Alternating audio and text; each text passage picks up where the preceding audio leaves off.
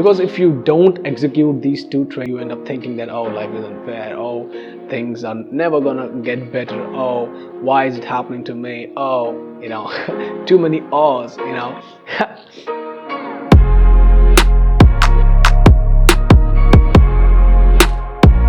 Hi guys, I'm Priyam from 4Humans. Welcome back to another video on our channel. Hopefully you're having an amazing day. Hopefully you have been enjoying winters.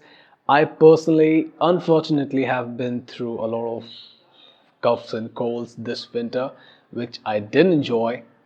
But keeping that apart, in today's video we are talking about two stoic traits that people with high emotional quotient have.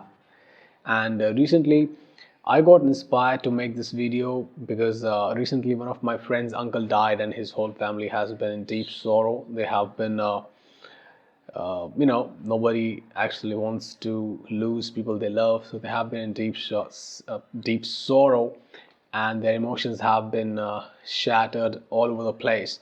But my friend, who is himself quite stoic, has been handling the situation quite really well, and so that made me into thinking that, okay, this whole thing might help a very huge audience to get through these situations. So here we are talking about two stoic traits that I saw him demonstrating in that situation.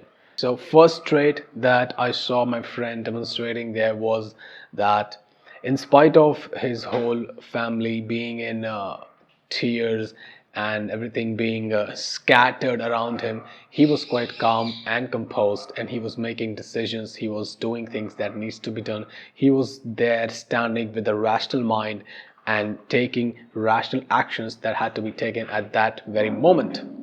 Right now, again guys, even though we are very emotional beings, but we don't want to be consumed by emotions, right? Because there are times when you need to take rational decisions, when you need to take proper actions, and if you're consumed by your emotions, then you would end up taking wrong decisions, which would make your situation even more complex.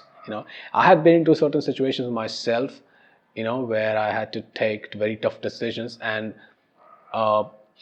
fortunately I ended up taking right decisions at the right time, because I wasn't consumed by my emotions. And so the exact same thing I saw him executing.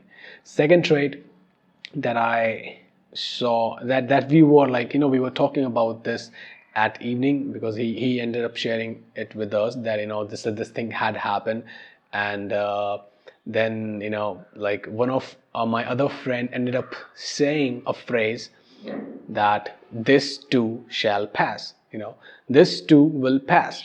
So this phrase is quite strong, and what I often see in people who are emotionally quite strong, they have this mental attitude that whatever the situation is, it could be a good situation, it could be a bad situation, it could be a very uncomfortable situation for you, but that situation will to pass, just like the sun and the moon. Sun is there, but he is not there for 24 hours. He has to go, and then moon has to come. And so just like that, no situation, whether or not whether it is a good situation or a bad situation for you, it will pass. And that's why all the sages always preach, regardless of your situations, whether they are favorable to you or if they are not that favorable to you right now, you should always be neutral, acknowledging the fact that everything passes away with time, right? And so guys, these were the two traits that I wanted to share with you, and hopefully it made some sense to you, and hopefully you will end up executing these in your life. Because if you don't execute these two traits, if you don't cultivate these two traits, then what ends up happening is, every time you come across a situation which is even slightly uncomfortable, to you, what you end up doing is you get up, you end up being caught in anxiety, you end up being caught in infinite misery, because you end up thinking that, oh, life is unfair, oh, things are never gonna get better, oh, why is it happening to me, oh, too many ohs. So but once you have this mental frame, that this too shall pass. And once you can, achieve that state of being calm and composed in any situation, then you would say that life would just be like a movie to you, and you would be watching it with no sense of attachment to any situation of your life.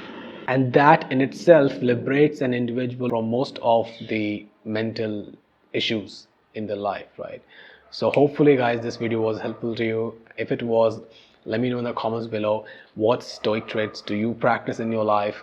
And if you're new to this channel and you enjoyed the content which is already on the channel, then subscribe to us, because we will be bringing a lot of new content with a lot of new people sharing their stories around different mental illnesses. So things are going to get interesting. I'll see you guys in my next video. Till then, do well. Bye bye.